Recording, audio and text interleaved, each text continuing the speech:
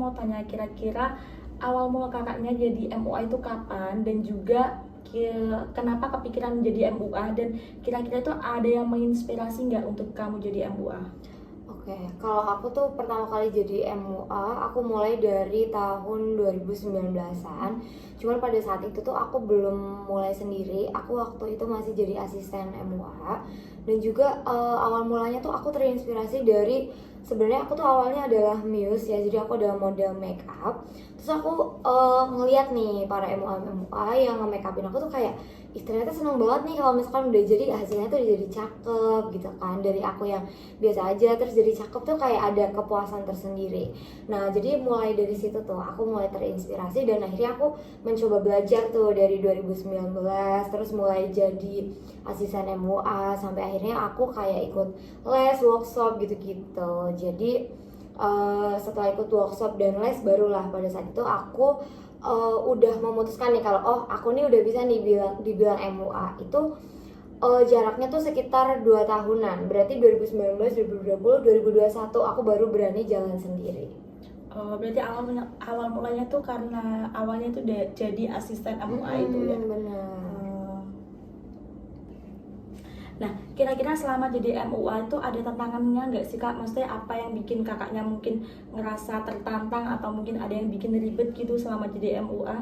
Tantangannya tuh jelas ada ya, karena kita kan penyedia jasa, dan pastinya klien kita tuh macam-macam dengan karakter dan sifat yang sendiri-sendiri. Ada yang kadang tuh padahal aku udah ada portofolio aku di IG nih, cuman mereka tuh kayak nggak ngeliat, terus tiba-tiba kayak minta style makeup yang itu tuh di luar ciri khas aku gitu loh. Itu menurut aku tantangan tersendiri. Cuman aku nggak langsung serta-merta menolak. Kayak contoh nih, aku ini kan makeup klasik dan bisa semi Barbie look, tapi kadang tuh ada yang minta Thai makeup gitu, atau Korean look gitu-gitu. Itu kan kadang nggak semua orang bisa ya. Kayak misalkan kadang ada yang alisnya tebel, nggak mau dirapihin tapi pengennya Korean look, Thailand look. Itu kan susah ya. Itu menurut aku tantangan tersendiri, tapi bukan berarti aku langsung menolak secara langsung. Itu aku pasti bakalan tegasin dulu nih, Kak, kiblat aku kan kayak gini nih, bisa dilihat dulu di portofolio aku kayak gini.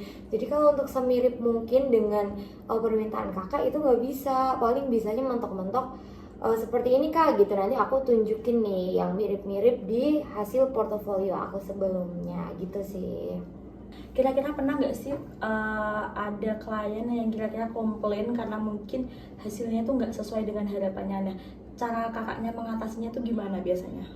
Kebetulan tuh jarang ya kalau yang tidak sesuai dengan harapannya. Soalnya biasanya aku tuh kayak ini loh Kak, sebelum aku mulai makeup aku tuh kayak nanyain dulu nih Kak, ada requestan nggak kayak gitu. Aku udah nanyain dari jauh-jauh hari. Terus kayak tadi tuh misalkan ada referensinya nggak. Terus aku juga udah ngasih batasan bahwa kemampuanku, skillku itu tuh terbatas, hanya misalkan dalam lingkup ini gitu. Jadi kayak jarang kalau misalkan sampai yang nggak sesuai, terus kayak yang sampai komplain kayak Kak aku nggak suka gitu-gitu, itu tuh nggak ada. Cuman kadang tuh paling yang ibu-ibu kan minta kadang natural look. Cuman karena mereka itu kan mungkin awam ya sama make up, mereka jarang make up ya.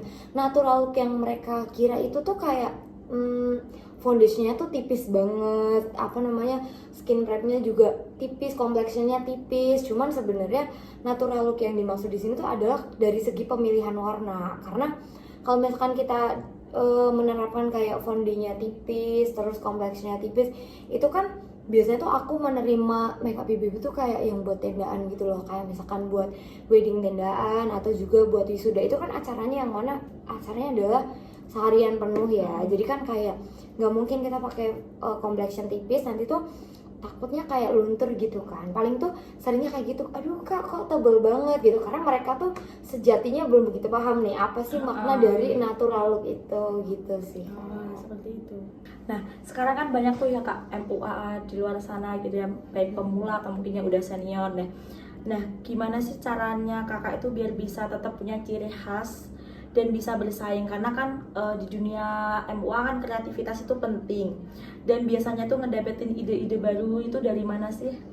Sebenarnya kalau kreativitas itu sih menurut aku nggak yang sepenting itu ya, justru yang penting tuh konsisten ya, kita harus konsisten. Kayak contoh nih, konsisten dan mau belajar, karena makeup ini kan mengikuti perkembangan zaman, jadi bukan lagi kreativitas, karena di sini aku masuknya itu kan lebih ke makeup cantik, bukan makeup karakter. Jadi kreativitas itu nggak usah diperlukan, itu cuman justru konsistensi ini yang paling diperlukan. Kayak contoh nih, kita harus konsisten belajar terus menerus. Kayak misalkan lagi nggak ada job ataupun ada job, kita tuh tetap nggak boleh berhenti belajar. Yang namanya MUA itu harus sering-sering bikin portofolio gitu. Terus yang paling penting juga mengikuti perkembangan zaman, karena makeup itu kan berubah-ubah ya, style makeup itu berubah-ubah. Kita bisa lihat nih dari tahun-tahun berikutnya, yang alisnya mungkin masih satu garis sejaret, masih kecil, terus sekarang udah ada mulai yang berserat, yang dulu ngeblok gitu. Mungkin tuh kita tuh lebih ke harus mengikuti perkembangan ininya aja sih, perkembangan makeup ya, supaya kita tuh kayak tidak tidak tenggelam dimakan masa gitu loh. Kadang kan ada ya MUA yang udah lama tapi dia mulai sepi job nih kesini karena untuk tren kedepannya itu tuh makeup tuh kayak trennya udah kayak gini, dan kalau MUA yang udah lama-lama ini malas belajar, alhasil dia akan nggak laku. Jadi makanya yang paling penting jadi MUA adalah lebih ke konsistensi dan mau belajar mengikuti style makeup gitu sih. Nah, kalau untuk kalau misal kakak nih, kalau saat nentuin harga, kemudian pilih produk make up atau gaya yang mungkin mau kamu tonjolin di dalam make up kamu, itu biasanya kamu mikirnya itu dari sisi apa sih? Pertama, kalau untuk harga, aku tentu memperhitungkan untuk modal, tenaga, dan uang yang aku keluarkan untuk upgrade skill ya, itu nanti mempengaruhi harga tuh. Jadi biasanya kalau misalkan aku habis ikut kelas makeup dan menurut aku ilmunya itu kayak bermanfaat, terus aku meningkatkan produknya nih, misalkan dari produk yang tadinya kayak kualitasnya biasa aja, aku naikin nih kualitasnya jadi yang bagus, itu biasanya aku naikin harga. Dan biasanya aku naikin harga itu per tahun, jadi kayak aku udah ada targetnya nih, oh tahun ini aku harus ikut beauty class misalkan berapa kali, terus pencapaiannya adalah aku berarti harus nambah ilmu, misalkan yang belum aku punya harus minimal 2 ilmu deh, kayak gitu yang bisa diterapkan. Nah, kalau misalkan aku sudah mencapai hal-hal yang aku targetin tadi, baru di situ aku naikin price list aku. Terus kalau misalkan untuk produk ya tadi aku tergantung dari yang aku ini dulu dapetin ilmunya. Kalau misalkan menurut beauty class yang aku belajar, misalkan harusnya ditinggalkan pakai ini lebih bagus gitu, itu nanti aku itu bakalan berpengaruh sama harga makeup aku. Nah, kalau untuk ciri khas ini tuh aku lihat minat pasar dulu nih. Kalau aku kan kebetulan kebanyakan ini minatnya orang-orangnya ke aku itu mereka yang punya acara-acara wisuda. Nah, kalau di wisuda ini aku mempertahankan untuk look make upnya itu natural, seger, terus kayak pinkish gitu. Jadi kayak kelihatan lebih seger gitu ya. Jadi aku brandingnya tuh memang kayak natural look gitu biasanya, atau enggak pinkish make up gitu. Nah, beda lagi nih kalau sama wedding. Kalau wedding tuh biasanya kayak lebih Barbie look, terus yang bikin wajahnya berdimensi gitu. Nah, aku tuh sesekali mempromosikan hal itu juga, makeup kayak gitu. Cuman aku lebih fokus ke yang tadi, ke pinkish makeup, natural makeup, karena lihat pasarnya yang memang aku di sini tuh kebanyakan adalah mahasiswa. Gitu. Berarti tergantung pasarnya gitu. Bener. Nah, terakhir nih Kak, pernah nggak sih kayak ngalamin masa-masa sulit atau mungkin sepi ketika lagi job, dan atau mungkin gagal di awal gitu? Nah, ya kira-kira ada nggak pesan dan tips buat teman-teman yang mau mulai usaha di bidang kreatif?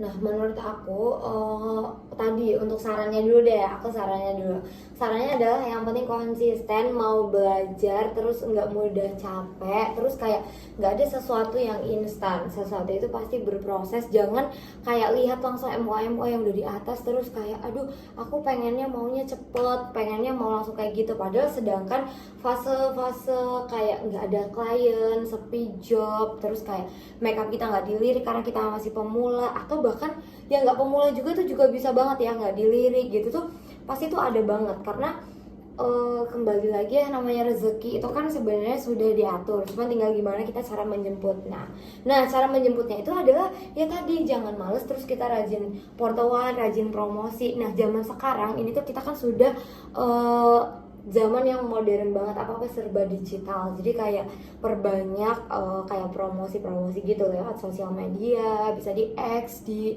IG, di Facebook, di TikTok, bahkan di semuanya gitu ya, di YouTube gitu tuh penting banget. Jadi ya memang harus melek teknologi. Biasanya untuk kamu yang masih sepi job gitu tuh, selain memang belum rezekinya, itu karena biasanya malas portoan, terus kayak jarang upload. Yang penting tuh upload, kita harus apapun kegiatan kita, nggak harus melulu tentang make up, tapi semuanya dimasukin, itu juga bisa jadi lebih menarik. Terus kayak malah lebih bagus lagi kalau kita tuh membangun, kita punya personal branding sendiri gitu loh sebagai MUA.